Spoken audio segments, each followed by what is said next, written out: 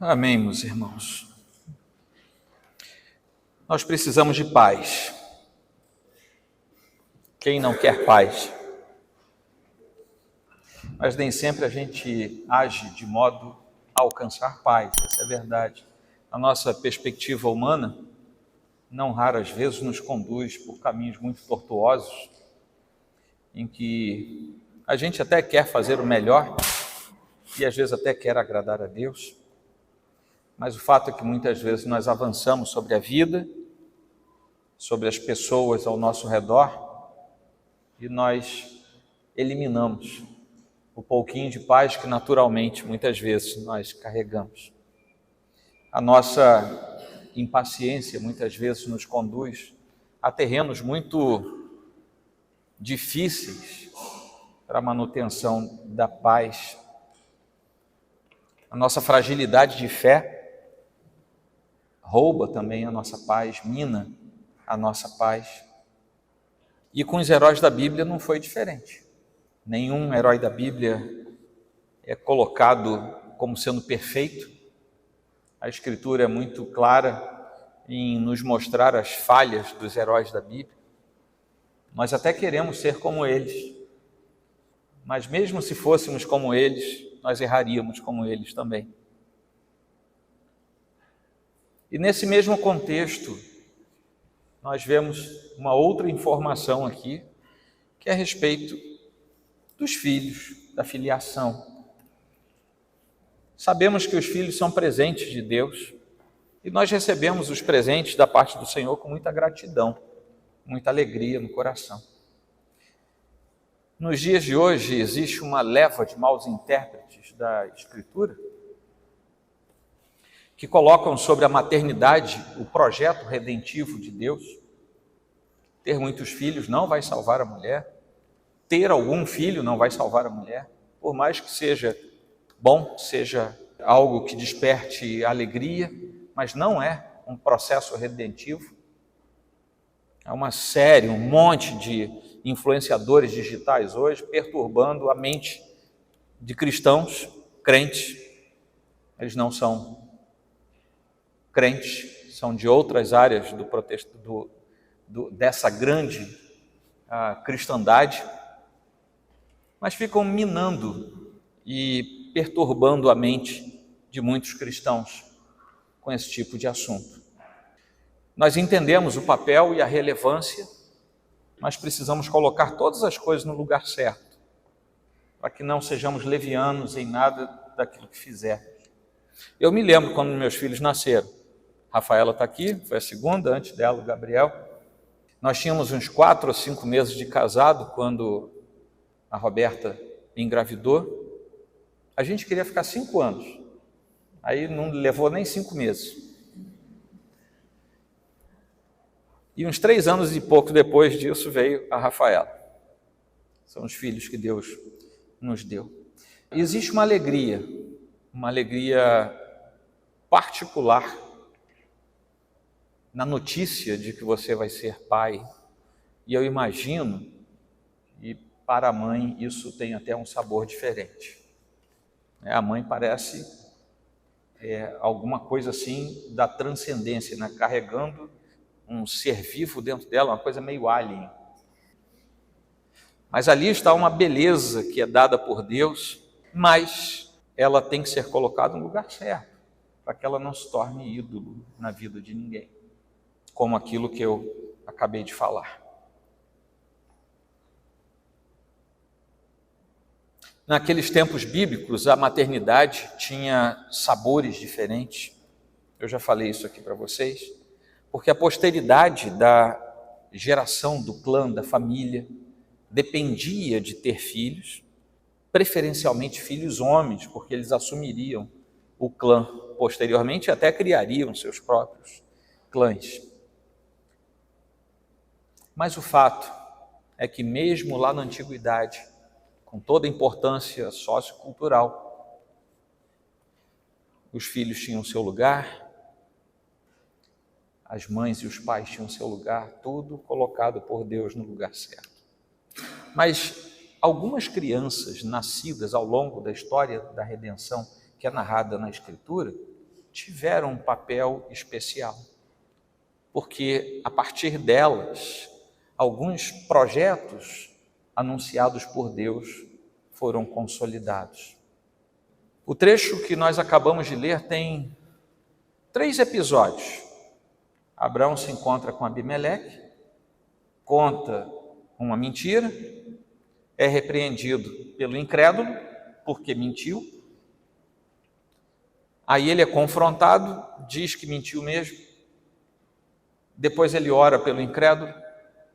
Aí a história se interrompe. A história de Abraão e Abimeleque se interrompe. E vem a história do nascimento de Isaac. Por causa do nascimento de Isaac, tem uma sub-história, que é da expulsão de Ismael e de Agar. Aí volta o texto para o encontro de Abraão com Abimeleque. E agora tratando de um acordo de paz que eles fizeram a pedido do próprio Abimeleque. Essa estrutura de narrativa vai ter como ponto principal o nascimento de Isaac. Porque, como eu falei, algumas crianças na história da redenção tiveram um papel diferenciado. Isaac foi um deles. Porque em Isaac se comprova na prática, no dia a dia, o cumprimento de uma das promessas mais singulares de Deus. Esse cumprimento também comprova que a aliança de Deus estava em vigor. E a partir dali nós temos a formação, os fundamentos sendo colocados para que o povo de Deus viesse a se conformar de modo prático nesta terra em que nós estamos. A primeira parte do povo de Deus veio representada no que nós chamamos de povo da velha aliança, Israel. E a segunda parte, representado pela igreja na sequência, após o Senhor Jesus vir em seu ministério encarnado. Ali, no nascimento de Isaac, abria-se todo o processo genealógico para que o Messias, Jesus Cristo, nascesse muito e muito tempo depois daquilo. Então vamos ao texto. Vamos falar de Abraão e Abimeleque. E eu juntei as duas coisas, eu tirei inicialmente aquela parte do nascimento de Isaac, para que a gente trate do encontro de Abraão com Abimeleque de uma vez só. Então a gente vai ver as duas partes e depois nós veremos a parte do nascimento de Isaac. Havia cerca de 25 anos que Abraão tinha deixado sua terra, seus parentes, a fim de seguir a ordem de Deus e ir para uma terra que ele ainda não sabia qual era. E agora ele está às vésperas de receber a maior promessa que tinha sido feita a ele por Deus. E ele está ali num lugar em que havia já algumas cidades-estado estabelecidas. Uma delas nós vimos aqui, que é Gerar, ficava ao sul daquele grande território de Canaã. E mais uma vez, quando vai se encontrar com aquela autoridade que era pagã, era de fora do universo da aliança de Deus, Abraão falha, ele erra de novo. Ele conta uma meia-verdade, que nós sabemos que isso conduz a um engano através de um sofisma, ou seja, você conta uma meia-verdade e a pessoa acredita numa meia-mentira. Sabe como é que é? Você fala um negócio na expectativa de que o outro entenda e creia diferente e você diz assim, eu não menti. E de fato, quando Abraão é confrontado, ele diz, eu não menti, ela é mesmo minha meia-irmã, mas depois eu me casei com ela, eu só escondi isso de você. O resto eu falei, era verdade. Mas aqui está um rei chamado Abimeleque. Houve pessoas na história de Israel com esse nome, mas há 2 reis mencionados entre os filisteus com esse mesmo nome. O primeiro deles é esse, e o segundo deve ser o filho ou neto dele, que vai ter um encontro com Isaac já em idade mais avançada. E Isaac vai cometer o mesmo pecado de Abraão, porque quando Isaac se encontrar com o segundo Abimeleque, ele vai dizer que Rebeca é sua irmã. Isaac repete o mesmo pecado do seu pai, com as mesmas características, falando coisas muito semelhantes. Então estamos diante desse cenário, um homem nômade, que naquela altura do campeonato já era podre de rico, vagando pelos desertos, já havia cerca de 25 anos, já havia combatido reis, já havia vencido batalhas, já era marcado pela vida, já tinha tido um filho que não era para ter tido, agora carregava alguns problemas de ordem familiar também. A vida de Abraão também não era um mar de rosas, ele também tinha problemas a resolver. E o episódio aqui do capítulo 20, foi o primeiro capítulo que nós lemos, e todo o capítulo 20 vai tratar disso, os seus 18 versículos, começa com Abraão mais uma vez mudando suas tendas. Ele era um nômade, ele pega as suas tendas, se muda e ele vai ali para o sul de Canaã, numa cidade-estado, como eu já falei, chamada Gerar. E depois de alguns eventos, diz a Escritura que Abraão resolveu ficar ali. Ele resolveu morar naquele lugar, vivendo naquela região que era dos domínios dos filisteus, o mesmo povo que depois do texto dos Juízes vai ser constantemente relacionado como um dos inimigos mais frequentes do povo de Israel, principalmente por causa da Pentápolis filistia, que eram as 5 cidades principais dos filisteus, chamadas assim porque foram um espinho na carne do povo de Israel ao longo de gerações inteiras. Abraão cai novamente no mesmo pecado que ele já tinha cometido lá no capítulo 12. Ele tinha ido para o Egito, vocês devem se lembrar, ele tinha ido para o Egito. Lá no Egito, Faraó olha para Sara e diz: puxa, ela é bonitona, é minha irmã, se quiser levar, pode levar, que ela é minha irmã. E Abraão sempre com a mesma fala: eu estava com medo de ser morto, então eu contei que a minha mulher era minha meia-irmã. A história é peculiar, porque Sara não era mais uma mocinha. Lá no tempo do faraó, lá no capítulo 12, ela já tinha uma certa idade. E aqui ela já está com 90 anos. E Abimeleque falou para Abraão, né? Ele deve ter pensado, ele imaginou, bom, se é irmã dela, então não é marido dela, então vou pegar, vou levar para o meu harém. E foi o que ele fez, ele a levou, enganado pelo próprio Abimeleque, só que Deus promoveu uma intervenção, e num sonho, durante a noite, Deus fala com Abraão: olha, não faz isso com Abimeleque, não faça isso que é pecado, porque ela tem marido, e o marido é o irmão dela, entendeu? A coisa era confusa, como eram confusas algumas coisas naquele tempo. Estamos falando de sociedades muito antigas. E o próprio Deus vai nos revelar na sua Escritura, por meio do autor inspirado, que foi Deus quem impediu Abimeleque de cometer o pecado, ou seja, de ir até as últimas consequências com Sara. E Abraão confessa, quando confrontado por Abimeleque, ele confessa: eu menti porque estava com medo, eu achei que você ia mandar me matar para ficar com a minha mulher, então eu prefiro entregar logo minha mulher, e eu fico vivo. Nós vemos que Abraão, além de mentiroso, nos 2 episódios, tanto do capítulo 12 quanto esse do capítulo 20, ele age com covardia, ele age com desprezo por sua mulher, ele não a defendeu, ele a entregou, tanto a Faraó quanto a Abimeleque. Ele age com covardia porque ele próprio confessa: eu falei isso porque eu estava com medo. Mas eu vou dizer a vocês que o maior problema de Abraão, embora sejam coisas graves, não era a covardia, não era o medo, não era a mentira, era a total incredulidade naquilo que Deus poderia fazer. O que está por trás das ações de Abraão, nesses seus pecados sistemáticos e repetidos, é que ele não confiava na promessa de Deus. Mas ele é o pai da fé. Ele não confiava na promessa de Deus. E foi isso que fez com que ele claudicasse naqueles momentos.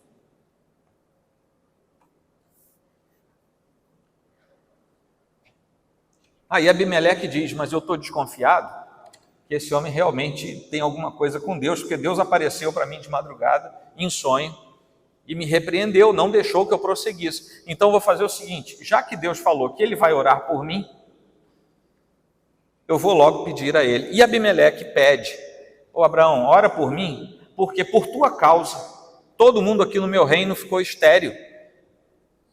As mulheres aqui do meu harém, as vizinhas, todo mundo aqui ficou estéril.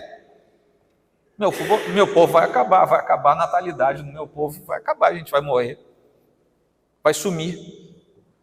Parece um país escandinavo, né? Não tem mais taxa de natalidade, tem que importar gente. E Abraão ora por ele, e todas as mulheres de Gerar são curadas. Esse é o primeiro episódio. A demonstração desse lado fraco de Abraão nos conduz a um elemento de grande importância na história da redenção. Porque os heróis da Bíblia não têm as suas feiuras morais, éticas e espirituais escondidas. Pelo contrário, o Senhor expõe tudo, até nós percebermos que somente Cristo veio sendo perfeito a este mundo. E por mais elevada que seja a estatura espiritual de qualquer ser humano, nenhum deles andou na perfeição. Nós lemos lá atrás, na primeira parte da série, na primeira série de Gênesis que nós pregamos sobre Enoque, por exemplo, que foi tomado pelo Senhor e a gente não consegue saber onde estava o pecado dele. É porque não deu tempo. Mas ele pecou, ele errou.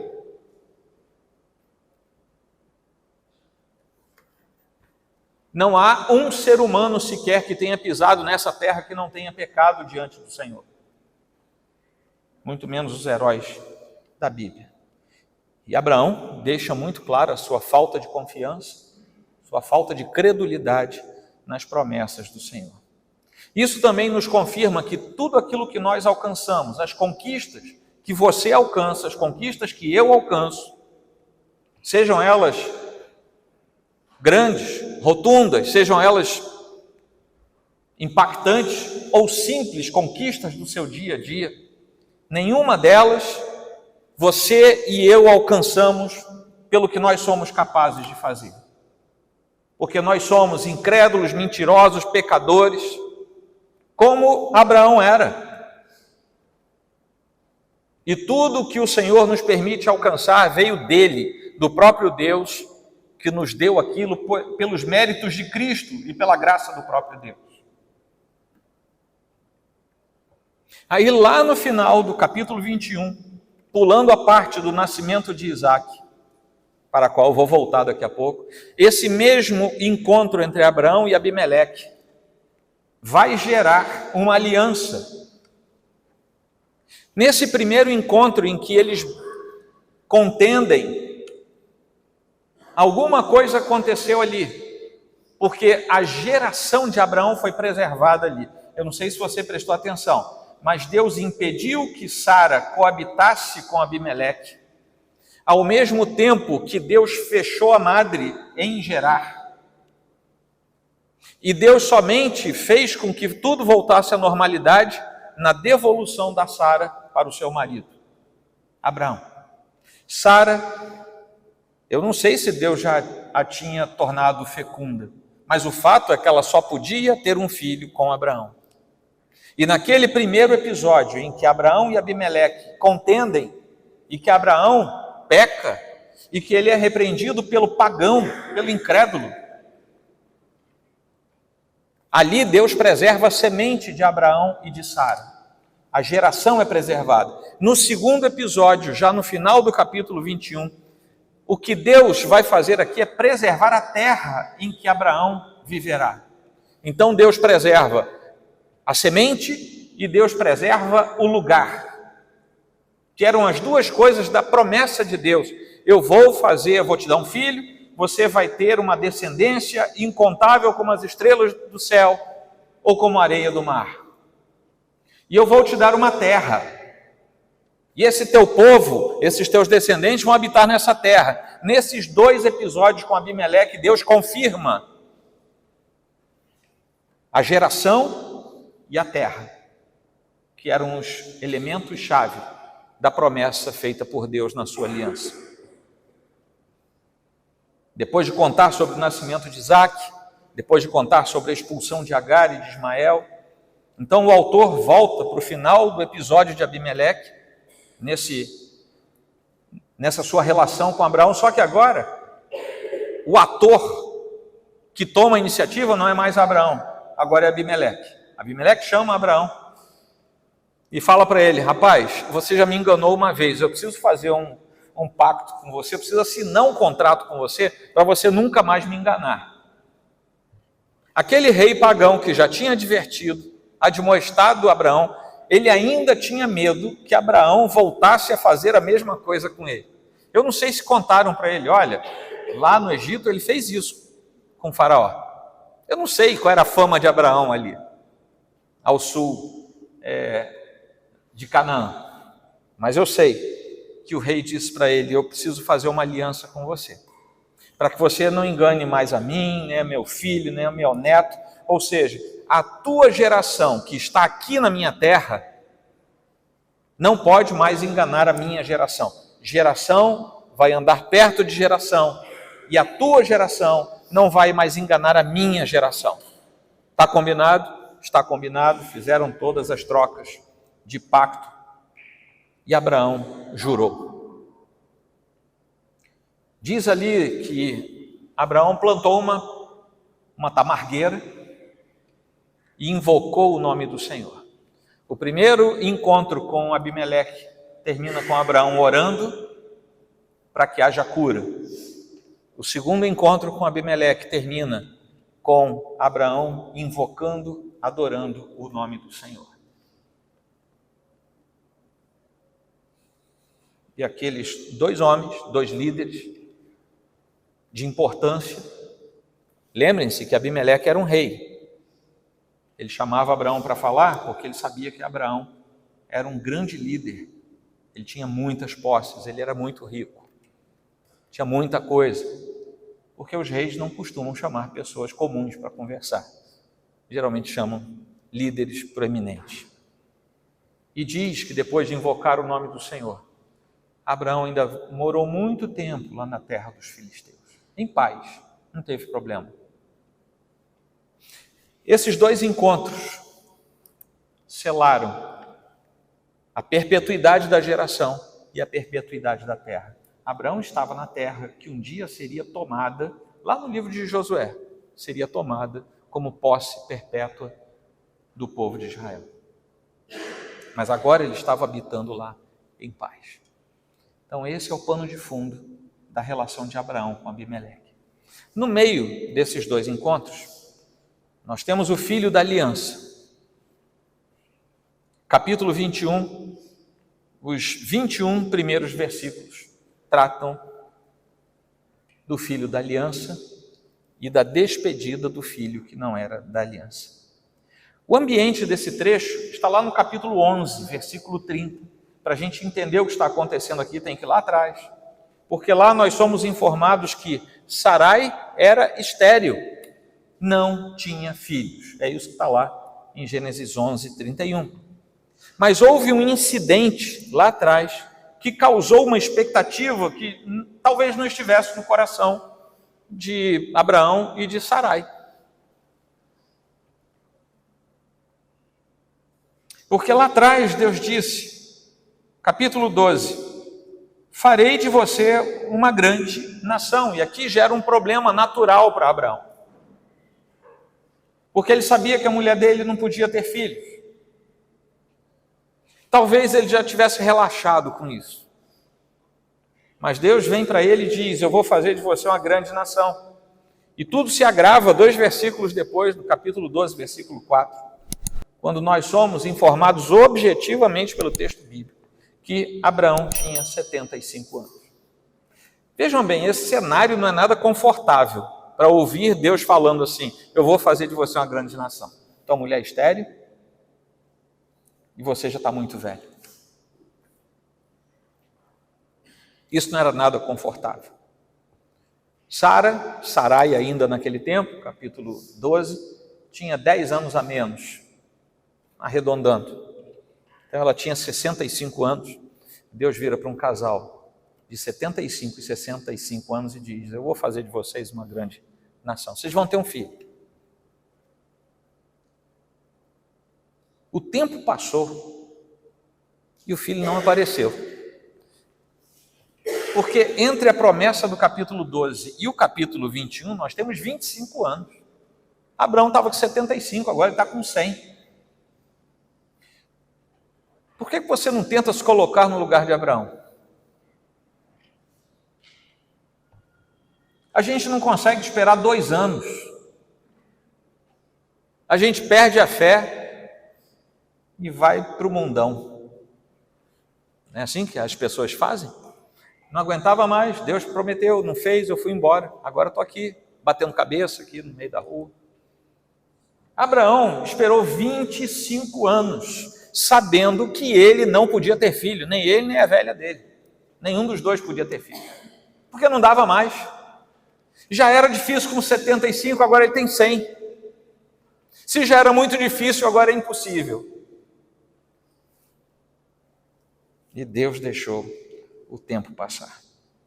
Passa-se ainda muito tempo. 10 anos depois daquele episódio do capítulo 12, ou seja, com 85 para 86 anos, Sarai pega a sua serva, Agar, dá para Abraão e diz: bom, já que a gente não vai ter filho, tenta você com a serva. Se nascer uma criança, eu sou a dona da serva, o filho vai ser meu filho. É tipo assim, é ninhada, né? Se nascer, é meu.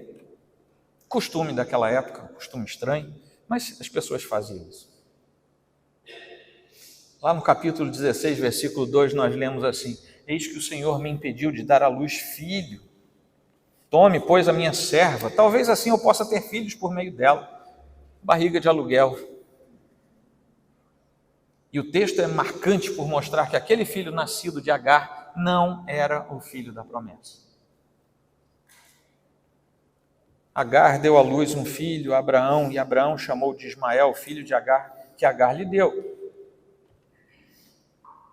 Abraão tinha 86 anos quando Agar lhe deu à luz Ismael. Está lá no capítulo 16. Nós já tratamos desse texto. Agora, um novo problema vai surgir nos capítulos 17 e 18. Porque Abraão agora já tem 99 anos, Sarai tinha 89, e Deus muda o nome dos dois, ratificando a sua promessa e dizendo: vocês vão ter filho. Só que agora Deus, diferentemente daquele tempo todo, Deus agora diz: vocês vão ter filhos e eu vou dizer quando, é daqui a 1 ano. Sara foi para trás da tenda e riu. Abraão foi para outro canto e riu. Isso está tudo escrito lá.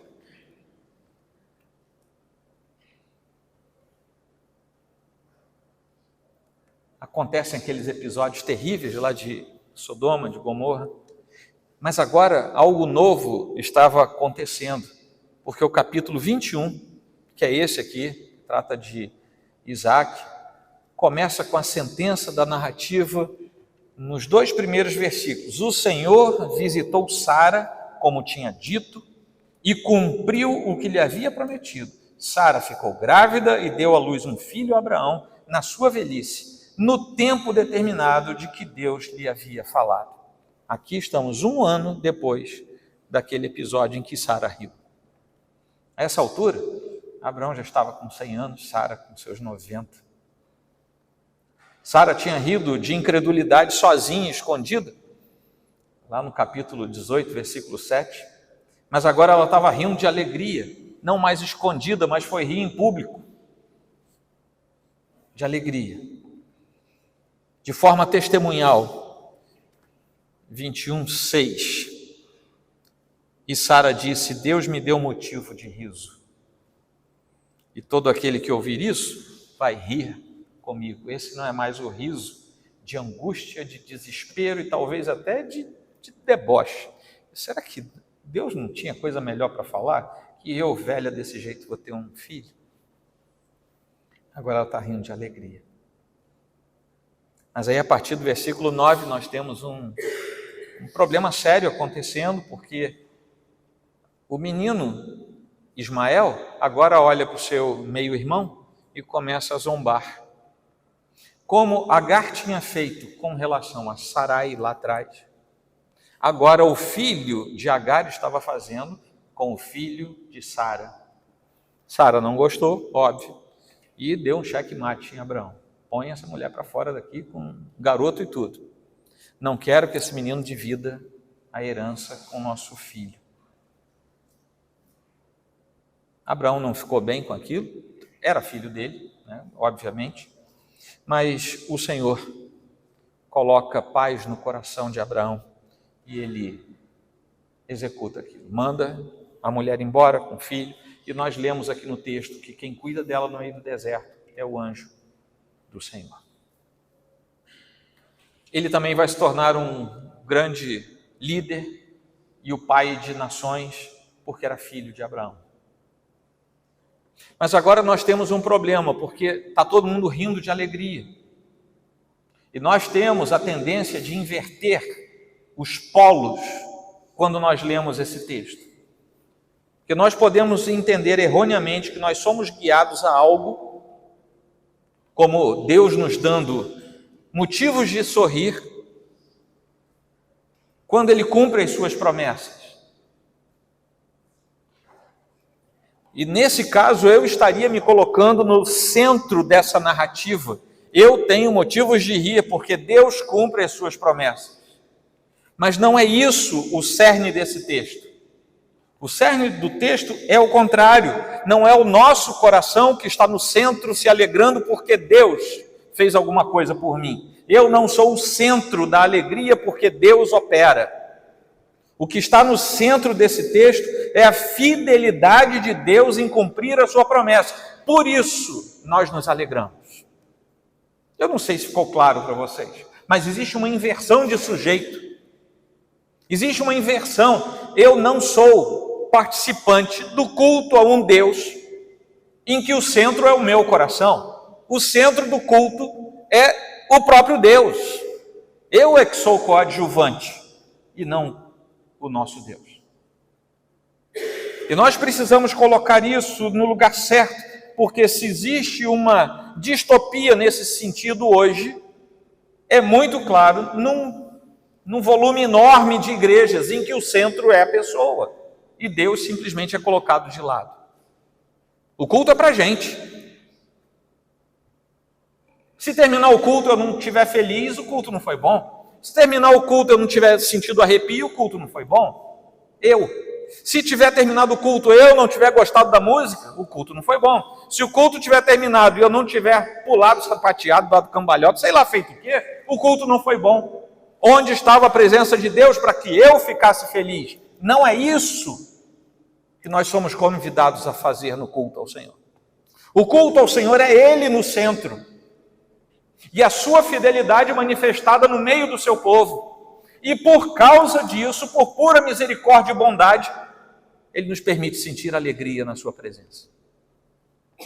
A gente não pode inverter isso, senão os nossos cultos se tornam cultos antropocêntricos e deixam de ser cristocêntricos. O centro do culto cristão é Cristo, não podemos ser nós.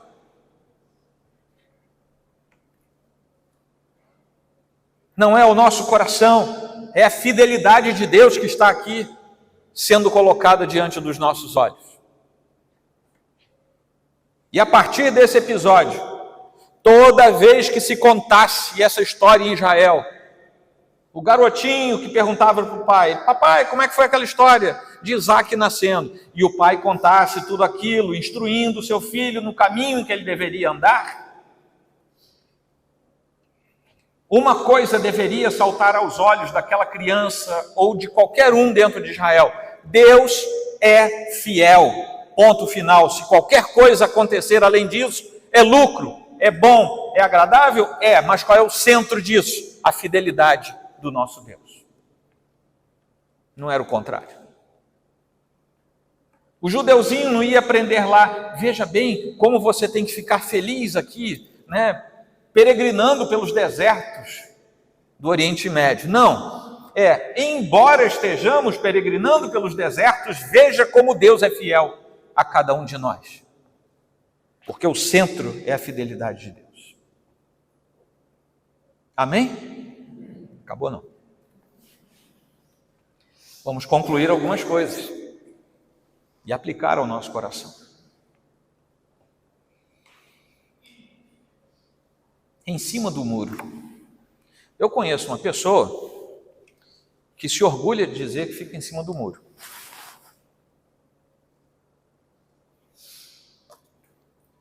Não me perguntem o nome do santo, que eu não vou dizer. Mas uma vez ele me falou que ele sentiu um verdadeiro orgulho de ficar em cima do muro. Literalmente, foi isso que ele me falou. Mas aqui, a situação de enfrentamento entre Ismael e o Isaac recém-nascido era consequência direta do pecado de Sarai e de Abrão, lá atrás. Porque quando Sarai ofereceu Agar para Abrão, Abrão tinha que ter dito: que é isso, mulher? O negócio é esse? Quando Eva ofereceu o fruto daquela árvore, empolgada pela fala da serpente, Adão tinha que ter dito: que é isso, mulher? Nenhum dos dois falou. E mais uma vez aqui o pecado estava centrado na falta de fé e na falta de confiança nos atos perfeitos de Deus. É como se eles imaginassem que Deus não ia mais cumprir. Olhando como seres humanos, a gente até entende um coração humano falhar nessa hora. Mas olhando a partir da estrutura da espiritualidade que era proposta, a gente tem que falar assim: Abrão, rapaz, você furou feio aqui. Eles tinham arquitetado e eles tinham executado os meios de como acelerar os planos de Deus. Meus irmãos, não queiram acelerar os planos de Deus, porque vai dar errado lá no final. Não façam isso. Não é a primeira vez que eu falo aqui nessa igreja. Não queiram acelerar os planos de Deus. No tempo certo, Deus faz o que Ele quer fazer. Aí Agar entra nessa história, nada mais é do que a tentativa de acelerar. Vamos dar uma ajudinha para Deus? Deus deve estar cochilando. Vamos dar uma ajudinha para Deus? E essa ajudinha é uma desgraça que acontece. Está aí até hoje a descendência de Isaac brigando contra a descendência de Ismael. Está aí até hoje. Então, dessa vez ficava claro a Abraão, diferentemente da vez anterior, mesmo a contragosto, que Ismael e Isaac não podiam conviver juntos. Não tinham como conviver juntos. Por quê? Porque cada um tinha uma natureza diferente. Ismael era filho da natureza da carne, enquanto Isaac era filho da natureza do espírito. Tiago diz que uma pessoa que é indecisa e inconstante em todos os seus caminhos, sem sabedoria, precisa de fé, porque é parecida com as ondas do mar, levadas pelo vento de um lado a outro. Depois você pode ver isso nos versículos 5 a 8 do primeiro capítulo de Tiago. Eles não tinham como conviver em harmonia, porque havia uma inconstância, uma instabilidade na relação entre a natureza do espírito e a natureza da carne. E aí vem uma aplicação para nós. No reino de Deus não há lugar para indecisos. No reino de Deus, prestem atenção, no reino de Deus não há lugar para gente indecisa. Gente sem saber para onde vai. Pessoas que passam a vida tentando harmonizar o que Deus separou. As coisas do mundo são do mundo, as coisas de Deus são de Deus. Não queira misturar as coisas de Deus com as coisas do mundo. A natureza da carne não se mistura com a natureza do espírito. Não vai dar certo, mas dia menos dia você vai colher frutos decepcionantes na sua vida se você ficar indeciso, titubeando entre a natureza da carne e a natureza do espírito. No reino de Deus, ser indeciso é a mesma coisa que ter duas mentes, dois senhores, dois deuses.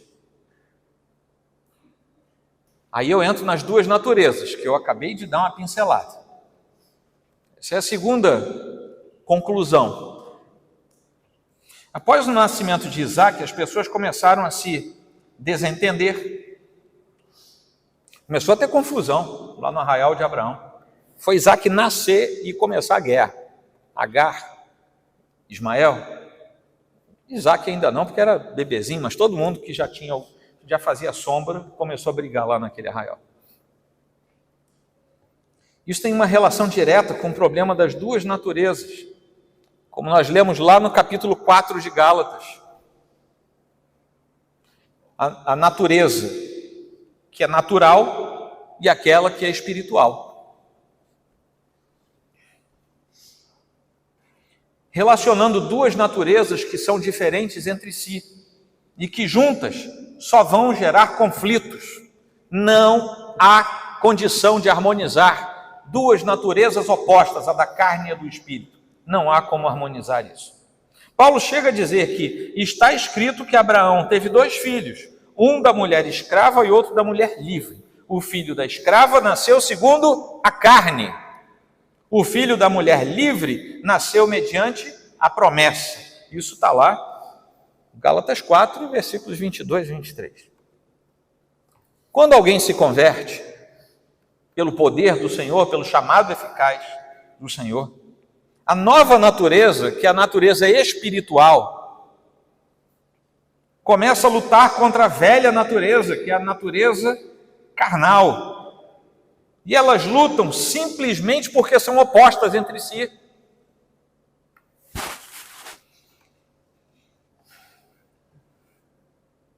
É por isso que às vezes, você deve conhecer um episódio desse, alguém que você conhece se torna cristão, se converte. Aí chega para você e diz assim: rapaz, tudo piorou na minha vida depois que eu fui para a igreja. Vocês conhecem alguém assim? Por quê, gente? Antes de Isaac nascer, ninguém brigava. Só tinha natureza carnal. Era só carne, nesse sentido que eu estou falando. Mas quando chega o espírito e a carne não militam juntos. Tem aquele ditado: 2 bicudos não se beijam? Se você é convertido ao Senhor, você não consegue mais militar segundo a carne. Não vai dar certo, não há harmonia. Você não consegue viver mergulhado até a cintura na lama do pecado e ainda levantar a mão e adorar a Deus aqui no domingo. Não tem como.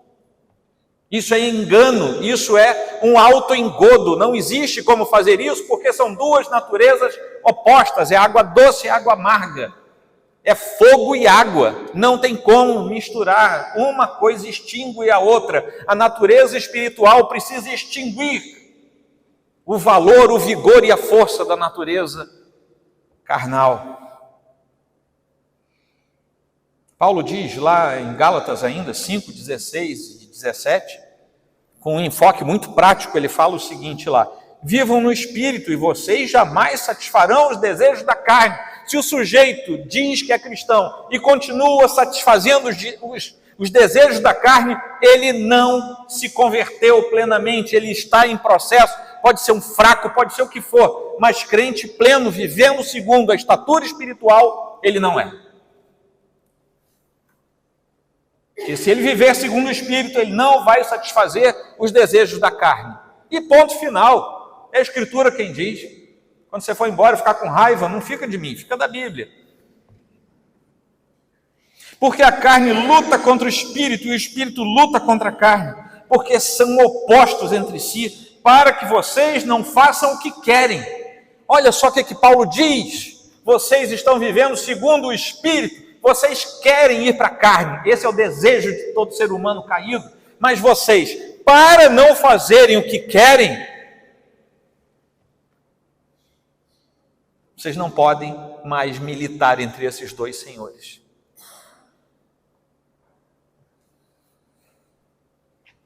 Aplicando, a nova natureza, essa natureza espiritual, deve dominar a nossa vida, dominar plenamente a natureza, a nossa velha natureza, ou seja, as coisas do Espírito que são relacionadas a Deus, devem dominar as coisas da carne que são relacionadas ao pecado. Ponto final. não há negociação, não há meio termo. Amém? Esse aí foi um pouco mais alegre. E o Deus da aliança, agora as coisas vão ficar mais felizes, tá? Eu primeiro mordi, agora eu vou soprar um pouco. Mais ou menos. Deus da aliança. Temos aqui a história do nascimento de Isaac, que funciona aqui como um pano de fundo para a história da redenção. A aliança de Deus aparecendo, sendo cumprida. As suas promessas geram aqui a garantia do sucesso da aliança que Deus, o próprio Deus, tinha promulgado. Por algumas vezes Abraão e Sara falharam. Mas em nenhum tempo Deus falhou. Ele demorou muito. Demorou, mas não falhou. No tempo de Deus, ele fez as coisas acontecerem. Como eu falei para vocês, o primeiro encontro com Abimeleque promoveu a garantia da semente. Era a posteridade sendo garantida ali. Ao passo que o segundo encontro com Abimeleque garantiu que Abraão possuiria aquela terra, porque aquela terra era uma promessa de Deus. Deus tinha prometido duas coisas, a semente e a terra. E nesses dois episódios, nesses dois encontros com Abimeleque, as duas coisas saíram da prateleira da promessa, da transcendência, e vieram para o chão, para o cumprimento palpável em que Abraão pôde olhar e reconhecer aquilo. Ao final de tudo, nós sabemos que Deus opera por meios estranhos muitas vezes. Mas independente de qual seja a ação de Deus, seja ela estranha ou não, o que nos compete fazer é obedecer. O que nos compete fazer é saber com plena convicção que o Deus Todo-Poderoso, uma vez que falou, ele vai cumprir. Eu posso não saber quando. Eu posso não saber se vai levar 25 anos. Mas eu tenho que saber que Deus é absolutamente fiel a si próprio e que ele vai cumprir tudo que ele falou que ia fazer.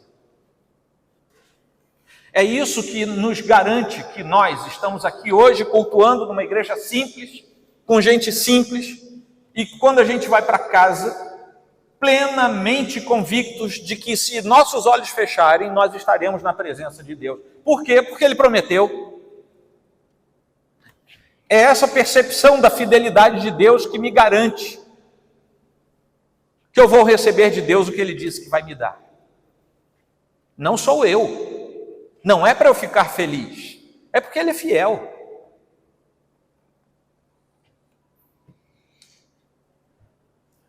Depois que tudo aconteceu, Abraão foi louvar a Deus, ele obedeceu plenamente ao Senhor, circuncidou o menino ao 8º dia. Não deu nem festa, não sei se vocês notaram. Ele não deu festa, ele só deu festa quando ele foi desmamado, lá na frente. O cara está esperando um filho há 25 anos, ele tem 100 anos, aí tem o primeiro filho, ele não fez festa não. Ele pegou o menino, circuncidou ao 8º dia, agradeceu a Deus, Sara foi louvar ao Senhor. Na verdade, eles cultuaram a Deus, do jeito deles lá. Cultuaram a Deus. Aí quando Isaac foi desmamado, é o que o texto diz, aí sim, Abraão deu uma festança. A aplicação é que o fruto de nós permanecermos atentos e totalmente obedientes aos desígnios de Deus nos conduzirá, no tempo certo, à convicção da obediência e à adoração ao Senhor por seus atos soberanos e perfeitos. Amém? Só faltam duas. É Deus quem traz a paz. Lembra aquela paz que eu falei lá no começo? Que a gente fica ansiando pela paz? Que é um desejo lícito. Todos nós podemos e devemos querer a paz. Mas o sábio disse lá em Provérbios 16:7 o seguinte: se os caminhos de alguém são agradáveis ao Senhor, ele faz com que até seus inimigos vivam em paz com ele. Olha só que coisa, hein? A gente quer ter paz e parece que todo mundo taca pedra na gente. Antes da gente olhar para Deus e dizer, Senhor, desce fogo nesse meliante espiritual, por que você não sonda o seu coração e vê se os seus caminhos são agradáveis a Deus? É porque a gente não gosta disso. A gente gosta de atacar o outro. A gente quer paz, mas a gente primeiro taca pedra nos outros. O pacto entre Abimeleque e Abraão nada mais é do que isso. Abimeleque olha para Abraão e fala assim: rapaz, os caminhos desse homem agradam a Deus. Eu não quero confusão com ele, não. Eu quero paz com ele. E eu quero tanta paz com ele que eu vou fazer até um acordo com ele. Vou fazer uma aliança com ele. Essa aliança que aconteceu aqui, na verdade, é o embrião de algo muito maior. Estabelecia um marco físico, que era aquela árvore que ele plantou, a tamargueira, e um nome que foi colocado ali em louvor a Deus, Berseba, pelo qual os peregrinos, vejam bem, aquilo que aconteceu gerou dois marcos físicos. O nome, todo mundo sabia, como tem Rio de Janeiro, aquele lugar passou a se chamar Berseba, depois dessa aliança.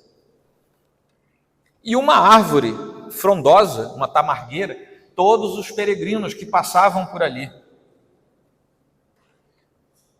guiados até a terra prometida, peregrinando por aquele lugar, viam aqueles dois elementos como se fossem faróis, para que eles soubessem para onde estavam indo. A aliança que nos é proposta é para nós sabermos para onde nós vamos. Aplicando, Abraão era estrangeiro, era peregrino, mas por causa daquele pacto proposto por Abimeleque, ele tinha um lugar garantido para repouso e crescimento. Capítulo 20, versículo 15. O Senhor também permite que nós tenhamos lugar de repouso enquanto peregrinamos. Neste mundo nós teremos aflições, mas em meio às aflições nós também repousamos. Também crescemos. E essa é mais uma aplicação para a nossa vida, porque nós não podemos ser apocalípticos a ponto de pararmos tudo na vida esperando o Senhor vai voltar mesmo. A gente não pode fazer isso, porque enquanto peregrinamos nós temos coisas a fazer. Enquanto peregrinamos, o Senhor também estende um local de descanso e de crescimento para a gente. Amém? E agora é o último. Isaac e Jesus. Vocês pensaram que eu não ia fazer isso, né? Mas eu vou comparar Isaac com Jesus. É uma tipologia, um elemento simbológico. Sara deu à luz no tempo determinado. A gente leu isso. Visitou Sara no tempo determinado, segundo a promessa de Deus a Abraão e a toda a sua posteridade, porque através desse gesto em Abraão, todas as famílias da terra seriam benditas. O ápice das promessas de Deus se cumpriu, como está lá em Gálatas 4 e 5. Quando chegou a plenitude do tempo, vejam bem, o Senhor visitou Sara no tempo certo e veio Isaac. Na plenitude do tempo, Deus enviou o seu filho, nascido de mulher, nascido sob a lei para resgatar os que estavam sob a lei, a fim de que recebêssemos a adoção de filhos. Deus enviou Isaac a Abraão. Deus enviou Isaac a Abraão e Sara, o casal, gerando o começo da descendência do filho da promessa, que viria por causa do povo da promessa. E assim como no tempo certo, o Senhor visitou Sara, no tempo mais que certo, que era a plenitude do tempo, o Senhor visitou Maria. Isaac é o pai de uma grande nação. Jesus é aquele que nos conduz ao Pai eterno.